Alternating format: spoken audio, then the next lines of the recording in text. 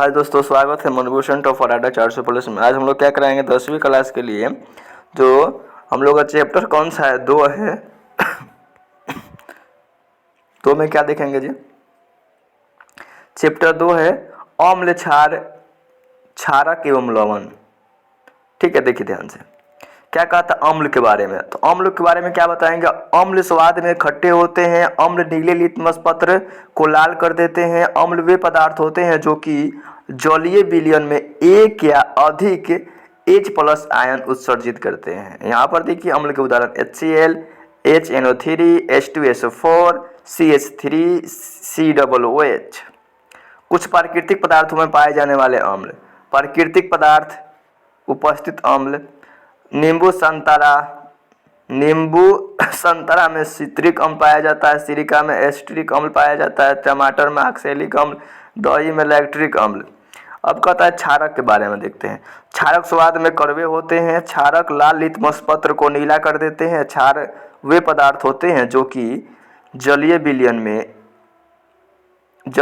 में OH- ion उत्सर्जित करते हैं। देखिए NaOH, KOH, KaOH2, MgOH2। पेट की अम्लता को दूर करने के लिए MgOH2 और कहता है कि CaOH2 मिट्टी की अम्लता दूर करने में करते हैं। अब देखिए जी, कहता है कि सूचक ऐसे पदार्थ जो विलयन में अम्ल एवं क्षारक की उपस्थिति को रंग परिवर्तन द्वारा या गंध परिवर्तन के द्वारा सूची करते हैं, सूचक कहलाते हैं। फिर से सुनिएगा, ऐसे पदार्थ जो विलयन में अम्ल एवं क्षार की उपस्थिति को रंग परिवर्तन द्वारा या गंध परिवर्तन के द्वारा सूचित करते हैं, सूचक कहलाते हैं। अब देखना है कि सूचक के प्रकार क्या होते हैं। तो सूचक के प्रकार में हम लोग देखेंगे। सूचक के प्रकार: प्राकृतिक सूचक। कहता है कि वे सूचक जो प्राकृतिक स्रोत से प्राप्त किए जाते हैं उसे प्राकृतिक सूचक कहते हैं। लिटमस पत्र, हल्दी, पत्ता गोभी, पेटूनिया, जेरानियम।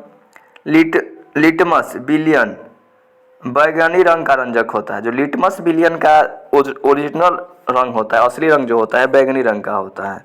अब देखिए जो ठेलोफाइटा समूह के लिचेन पौधे से प्राप्त किया जाता है। अब कहता है संश्लेषित सूचक किसे कहते हैं? वे सूचक जो रासायनिक रूप से तैयार किए जाते हैं उसे संश्लेषित सूचक कहते हैं। उदाहरण के लिए क्या कहेंगे? मेथिल ऑरेंज एवं फिनोल्फथेलीन। अब कहता है गंधीय सूचक किसे कहते हैं? ऐसे पदार्थ जिनकी गंध अम्ल या क्षारीय माध्यम में बदल जाती है। गंधीय सूचक किसे कहते हैं? ऐसे पदार्थ जिनकी गंध अम्ल या क्षारीय माध्यम में बदल जाती है उसे गंधीय सूचक कहते हैं, जैसे प्याज, वैनिला आदि। अब कहता है अम्लों के गुणधर्म। तो अम्ल स्वाद में खट्टे होते हैं। ये जल में घुलकर H+ आयन देते हैं। ये नीले लिटमस पत्र को लाल कर देते हैं। इनका जलीय विलयन विद्युत का चालन करता है। अब कहता है क्षारकों के बारे में। तो क्षारक के बारे में हम लोग देखते हैं। क्षारक के बारे में हम लोग क्या आएगा?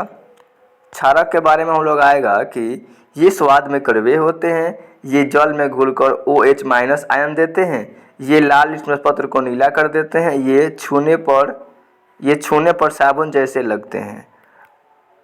अब देखिए कहता है कि अम्लों की धातु के साथ अभिक्रिया। जब अम्ल धातु के साथ अभिक्रिया की जाती है तो हाइड्रोजन आयन उत्सर्जित होता है।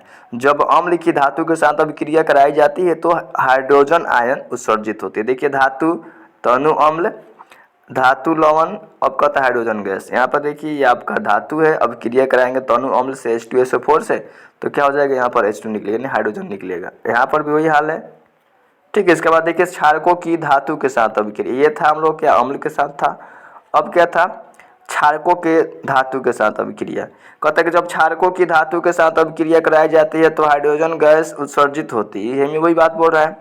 तो यहाँ पर देखिए क्षारक प्लस धातु, देख रहे हैं अभिक्रिया कराई गई। ये आपका क्षारक है, ये आपका धातु है। अभिक्रिया का H2 निकला। यहाँ पर भी वही बात है, H2 आपका निकला। अब कहता है कि धातु कार्बोनेट की अम्ल के साथ अभिक्रिया।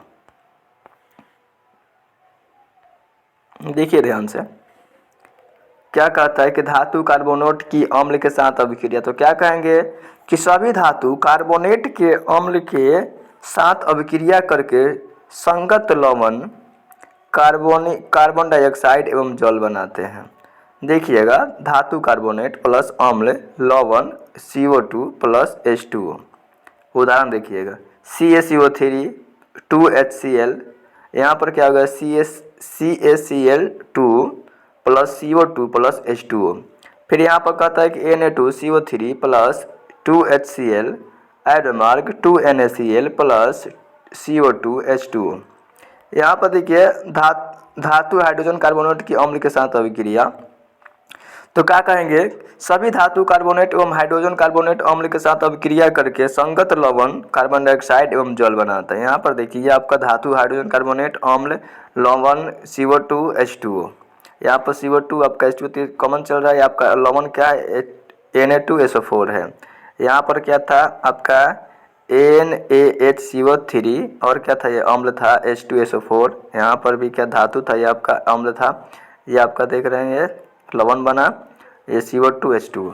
इसके बाद देखिए कहते हैं उदासीनीकरण अभिक्रिया के बारे में। किसके बारे में, उदासीनीकरण अभिक्रिया के बारे में क्या जानते हैं। तो क्या बोलेंगे, अम्ल एवं क्षारक परस्पर अभिक्रिया करके लवण तथा जल बनाते हैं। क्या कहता है कि अम्ल व क्षारक परस्पर अभिक्रिया करके लवण व तथा जल बनाते हैं। इस अभिक्रिया को उदासीनीकरण कहते हैं। फिर से सुनिएगा, कहता है कि अम्ल एवं क्षारक परस्पर अभिक्रिया करके लवण तथा जल बनाते हैं। इस अभिक्रिया को उदासीनीकरण अभिक्रिया कहते हैं। क्षारक प्लस अम्ल क्या बनाएगा, लवण और जल बनाएगा। NaOH प्लस HCl एरो मार्ग NaCl प्लस H2O। फिर कहता है कि 2NaOH प्लस H2SO4 एरो मार्ग Na2SO4 प्लस H2SO4। अब देखिए अम्लों के साथ धात्विक ऑक्साइड की अभिक्रिया। कहेंगे क्षारक एवं अम्ल की अभिक्रिया के साथ समान ही धात्विक ऑक्साइड अम्ल के साथ अभिक्रिया करके लवण एवं जल बनाते हैं। ये देखिए धात्विक ऑक्साइड अम्ल है आपका, यहाँ पर ये अम्ल है आपका, ये धात्विक है, ये आपका लवण और जल। अब देखिए जी, कहता है कि क्षारक के साथ अधात्विक ऑक्साइड की अभिक्रिया। क्षारक अधात्विक ऑक्साइड के साथ क्रिया करके क्रिया करके लवण एवं जल का निर्माण करते हैं। क्षारक अधात्विक ऑक्साइड लवण जल। यहाँ पर देख रही है ये आपका क्षारक, ये आपका ये CO2 NaCO3 H2O plus 2KOH plus SO3 K2SO4 plus H2O।